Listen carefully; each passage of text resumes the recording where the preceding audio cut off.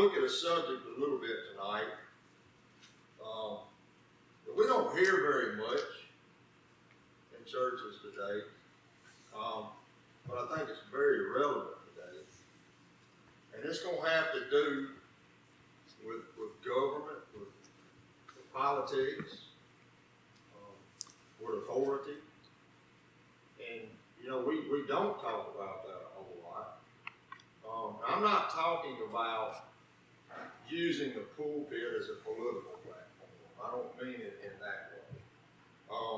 I don't think that that's the right thing to do, talking about it in that kind of way. I don't think that we ought to, that I ought to get up here and just uplift my political views and just trash everybody else. That's not what I mean. That's not what I'm talking about. In my opinion, that's one of the most just despicable and classless things that anybody can do. And I saw an example of it, I hate to say, this past week. So for anybody to stand up in a church and use a pulpit, doing the eulogy of someone. That's why I didn't watch it. Well, it's all over the place. It wasn't in that water truck. Well, I'll get to this in a little while. Sarah, when I got home, Sarah told me because they took her soap opera off. Well, see, one thing I'm going to say in a few minutes is you'll never be able to fully understand a lot of things that are going on if you have your head there. Right? Oh, I know. Hey, but I'm flying with the Eagles. But I found out the buzzards is up there. Yeah, I hear you. But using that, just strictly using that, I know. when you ought to be up there honoring the life of that man who is in that casket with American flag draped over, and you're using that for an opportunity to just badmouth somebody and really just speak a bunch of lies. I think that's just despicable myself. But you know, that's what we're seeing a lot today. We're seeing that a lot in our society today. And I don't believe that silence and apathy is even an option for Christians today. I don't think that we should be silent. A lot of times people will say that, oh, you just ought not worry about it. You ought to just, you know, let it pass. I don't think that's what God expects us to do. I really don't. Because especially today, God has a lot to say in His Word that we're going to be looking at tonight about law and order. And I think in today's society, you see so much disregard going on for God ordained law and order. Yes, you know, government is ordained by God. And we just see a blatant disregard for it today going on in this country. And what I want to try to do is not just give you just my opinion of what's going on in the current state of affairs, but I want to see what God has to say about it. That's the most important thing for us to look at, to see what God has to say about it. You know, I don't think that we have to compromise our principles as Christians to be involved in politics. We don't have to compromise our values that we have. Politics is not a bad word. It's not a bad word. Well, here's the thing. It's not government and politics that are bad. It's the people that have the positions that make it what it is. So like I say, it was ordained by God. And if you can't see that what's going on out there in the world today, that there's just a group out there today who are just trying their very best to just destroy this country and just completely take everything out of it. Just completely destroy it. And you're just not looking. And you're just one of those who you're not looking if you can't see what's going on. And I don't think that we should ignore it. I don't think we're supposed to ignore it as Christians. I said, we're going to be looking at Romans chapter 13 tonight. We're going to be reading verses 1 through 7, but I'm going to read each verse and then say a little bit about each one. You know, the Bible talks about different relationships. One relationship that it talks about is man's relationship to God. Okay? We hear about that. We can read about that in the Bible. Another one that we can read about is man's relationship to man. How we are to relate to each other as human beings. And then you have man's relationship to God, which is what we're going to be looking at tonight in Romans chapter 13. Let's have a word of prayer and we'll start. Our God and Heavenly Father, we come to you tonight. God, we just want to thank you and just praise you, God, for who you are. You are King of kings and Lord of lords, God. And no matter what goes on in this world, no matter who is in any office in this world, God, you are still on your throne. You are the one who has ultimate control, God, of everything that goes on. And God, I just pray as we go into your word tonight, that you would just speak to our hearts, God, and we would just learn from it. We would learn from these verses that we read tonight, God, what our relationship to government should be, and what you expect out of us. It's in Jesus' name we pray. Amen. We're going to look at Romans chapter 13, and I'm going to read verse 1. Start now. It says, let every soul be subject unto the higher powers. For there is no power but of God. The powers that be are ordained of God. So that tells us right there what the government is ordained of God. We are subject, we submit ourselves to government authorities. That's what we're to do, right? That's what we're to do. We're supposed to do that. And the very simple reason that we're supposed to do that is because they are ordained by God. God ordained government authorities. Therefore, it tells us here that we are to obey government authorities. However, it is true that the kingdoms of this world today belong to Satan. And injustice and corruption are just all over the place. They just run rampant, don't they?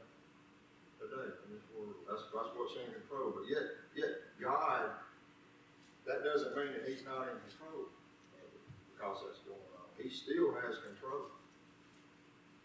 I mean, that's what history really has been throughout the years. And it has been a continuous account, really, of how government for a certain amount of time, a certain period of time, has flourished, has done well, and then it was brought to ruin, right?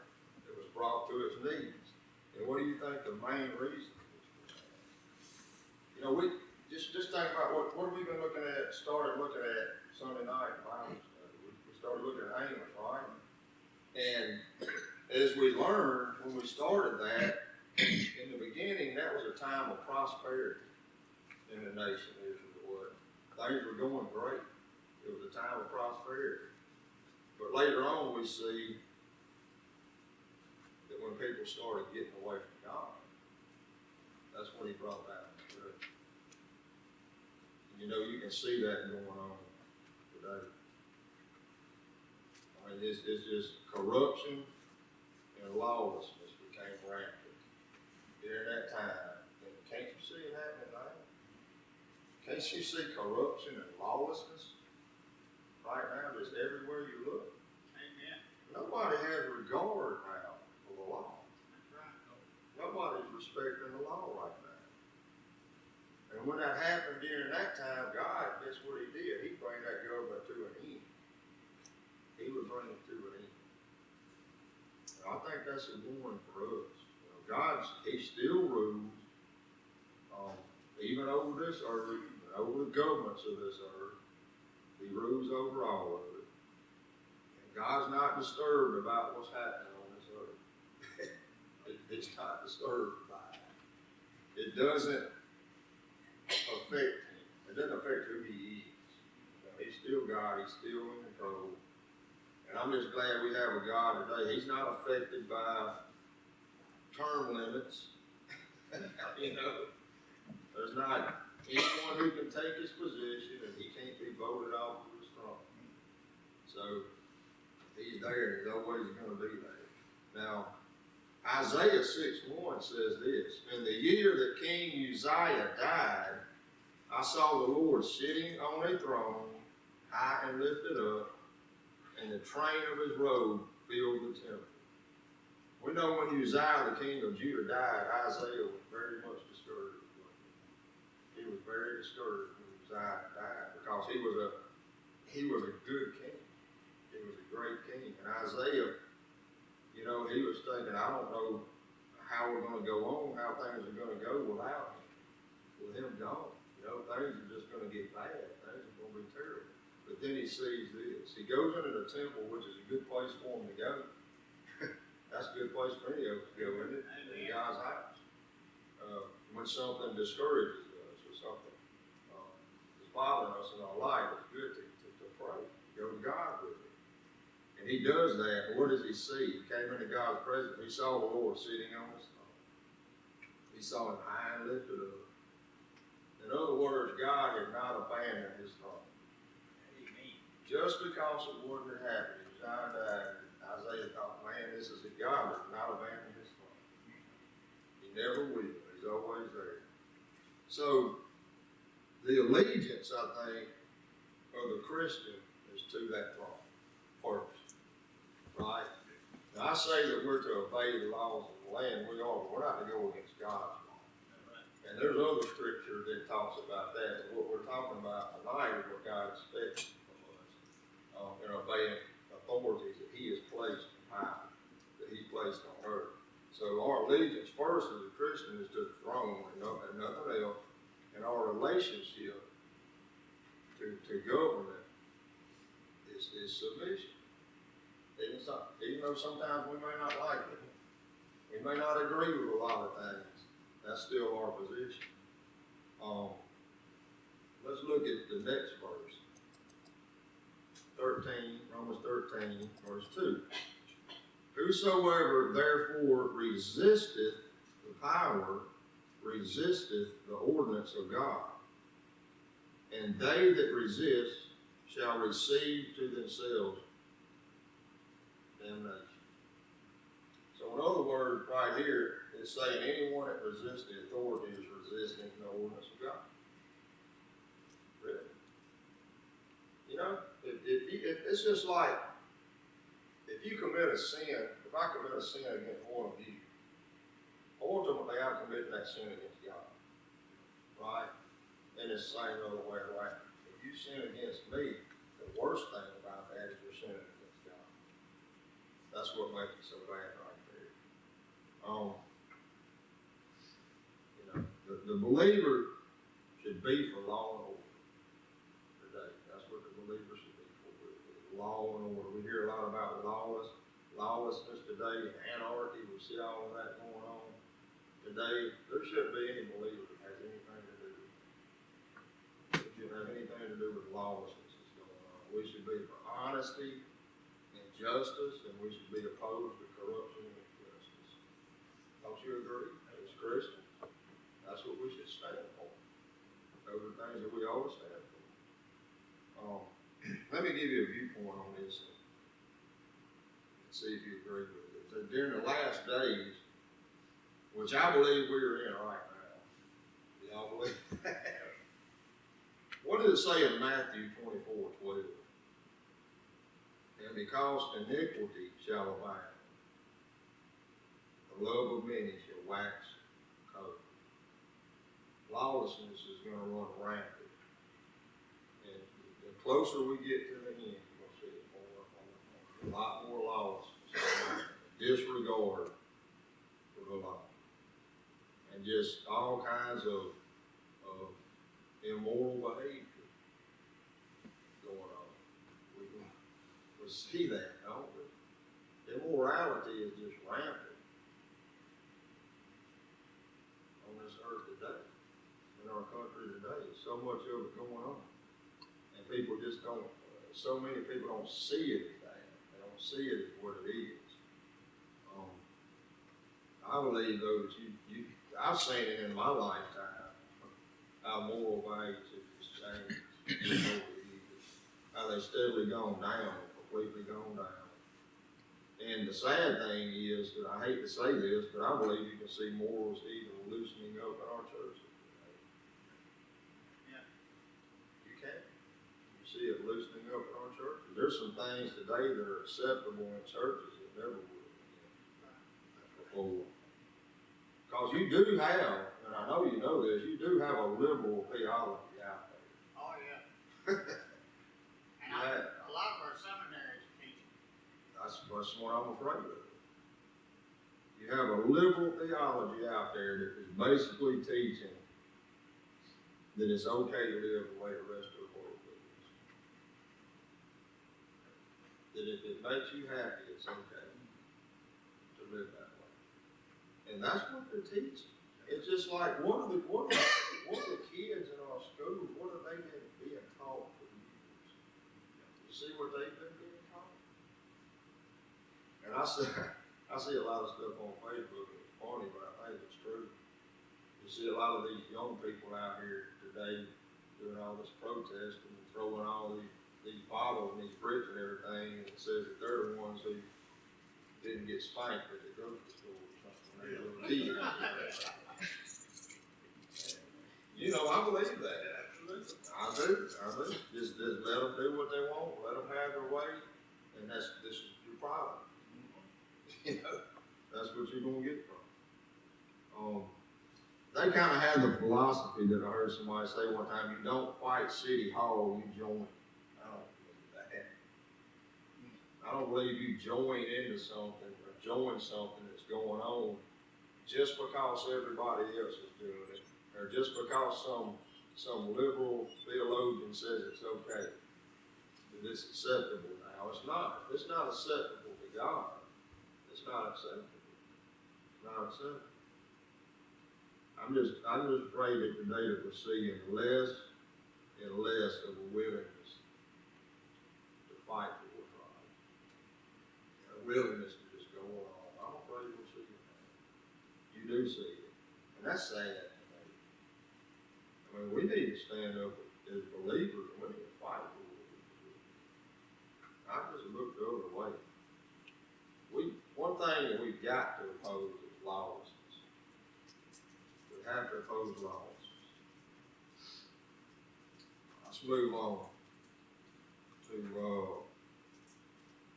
13:3 and 4. It says, "For rulers are not a terror to good works, but to the evil. Wilt thou then not be afraid of the power? Do that which is good, and thou shalt have praise of the same. For he is the minister of God to thee for good.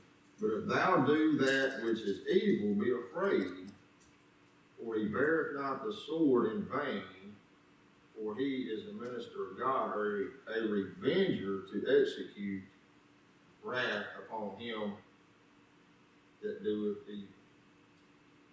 I think what do you think the main purpose of government should be? Should be for law and order. That's right. To maintain law and order. That's the main purpose of the government. You see that going on today? They instigated That's right. That's right. And we need to be opposed to that as Christians. We need to be opposed to that. To the breakdown of law and order, that ought to be something that's important to us. We need to respect our leaders that are out there trying to enforce it. Trying to enforce the law. That's the ones who we need to be standing up for. We should be opposed to anything at all that has to do with taking power or the ability away from our law enforcement. It takes away anything that takes away from their power to be able to do their job. We ought to be strictly against that. That's right. As Christians. Don't you believe that? Yeah, I do. I mean, I have great respect. I do. I have great respect for the military, even though there may be some corruption. There's corruption corruption everywhere, right? There's corruption everywhere. But I still have great respect for it. I have great respect for police officers, although I know there's a few bad apples out there. I still have respect for them. And they're simply like we make mistakes. Human beings make mistakes. But I have the utmost respect for them, and I will always back law and order. Always will. If you look at verse 5 of Romans 13, it says, Wherefore ye must needs be subject not only for wrath, but also for conscience sake. Okay, like I said, as Christians, we're supposed to obey the law, right? The law of the land. We're not supposed to break the law. This verse describes the ultimate reason that we're not to do that. Really, there's a couple reasons that we shouldn't do, that we ought not break the law. We need to obey it because of one reason that I obey the law, personally, is because of what can happen to me if I don't. You know? That's a simple truth. That's a simple reason. If I don't want to get a ticket, I shouldn't speed. That's right. You know? But you hear some people out here, they get a speed ticket, we need to defund the police. You know? I say, give me a speed ticket. Well, if you don't want one, then don't speed. You know, if you don't want to go to jail, you shouldn't steal. You know, you shouldn't drive drunk. You shouldn't murder anybody. If you want to stay out of it, you want to stay out, you should do those things. It's just like, it's common sense. You know, think about back, say for instance, when you were in school, you were a little kid. If you didn't want to get beat up, then you wouldn't mess with nobody who could talk to beat you up. You know? You just wouldn't do it. Or you didn't want to suffer the consequences. But we're not only to obey the law for fear of consequences if we break it, but simply because it's the right thing to do. Simply because it's what God expects us to do. He expects us to obey the law of the land. You can't argue that. You can't dispute that. Verse 6 of Romans 13 says, For this cause pay ye tribute also, for they are God's ministers, attending continually upon this very thing. I don't know about you, but I will admit that most of the time I resent the way that my tax money is spent. Does anybody else? Yes, sir. Most of the time I do, but that doesn't mean I'm not to pay taxes. It doesn't mean I'm not to pay taxes. You know, I get frustrated sometimes when I see a lot of these folks out here in the public eye who are wealthy and they have all these things and they don't pay their taxes. I could name a few, but I'm not gonna stand up here. Y'all probably know some of them because it's on TV all the time. If you watch TV, if you ever watch it, you can see. I watched it. I tried. Yeah, I do too, friend. Hallelujah. But the main reason I don't want to, you know, I pay my taxes. Like I say, I don't like some of the things that go towards, but that don't mean I'm not to pay them. And I'm not going to sit there and whine and complain about having to do it, because I think when I do that, I'm telling God that He hasn't blessed me in other ways. So I'm not going to sit there and whine about that one thing. He's done so much for me, so many good things for me, and He's blessed me in so many ways. And verse 7 says, Render therefore to all their dues, tribute to whom tribute is due, custom to whom custom, fear to whom fear, honor to whom honor. You know, although we look at politics today, and we see that I feel like that there are a lot of unworthy people who are serving in politics today. A lot of unworthy people. You can see it. The things that they're letting happen. You know, they're not doing what the law was meant to do. They're not protecting their citizens. They're not protecting the honest, decent, hard-working people. They're not doing that. And that's just a terrible, terrible thing to see. But that doesn't mean that we're still not to respect that office. Now, that's what gets me so upset sometimes when people, you got people today who are so against our president, and they talk about him so bad that they don't even respect the office. You know? I mean, they don't have to like him. That's okay. But they need to respect the office that he holds. And they don't even do that. They don't even do that. We're to do that as Christians. We're to show respect for authority. We're to show respect for it, even if we don't like it all the time, even if we don't like who's in that position. We're to show respect for it. Because, it's like I say, government is God ordained. It is God ordained. We see it here in these verses. And I don't think apathy is biblical. God doesn't expect us to turn a blind eye to what's going on.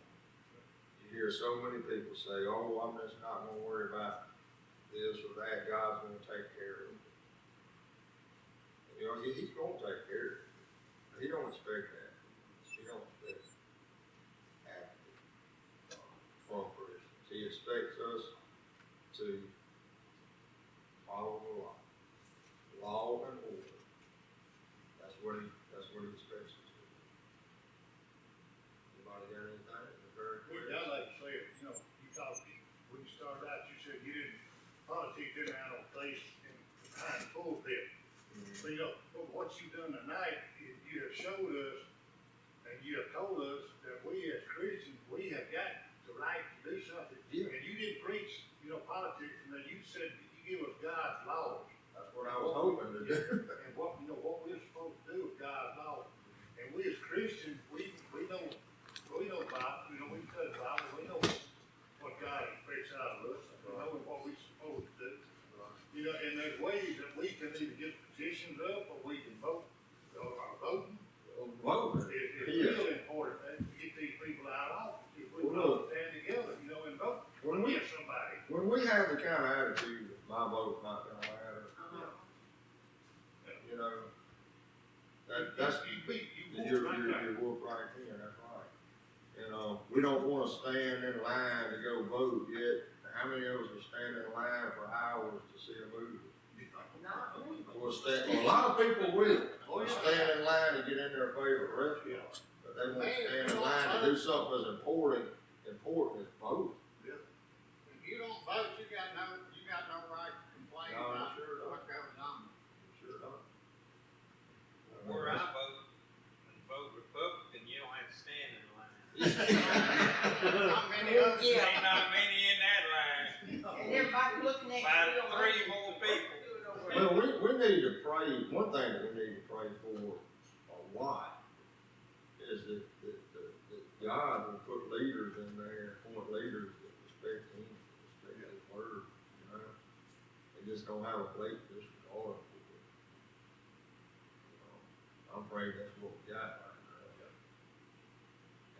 And I just can't. It don't frighten me. It frightens me when I see what they're trying to do, what they're trying to make this country, what they're trying to turn this country into. It's just frightening. We can't just stand by and let that happen. And we're standing by right now, let not history be taken away from us, our beliefs being taken away from us. They want to do away with America, the United States, and turn it into some other country or something. Third world. And you know that there's even some I've heard, and you may have heard this too, that are wanting to ban the Bible because they say it's hate speech. Yeah. They said that on the new flag that we get in there, in God we trust on, which someone said they're gonna have it on the seal. Yeah. The church of Satan said they're gonna boycott her. Yeah. Let 'em Do something. Oh, We yeah, can boycott them. I've seen that. I've seen that. 50 years ago, if you were a Satan worship, they got there and hang you or something.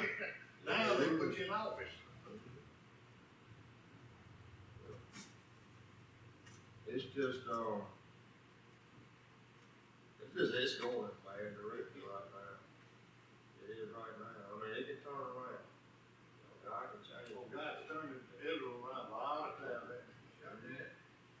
But if he gonna put us under bondage to somebody and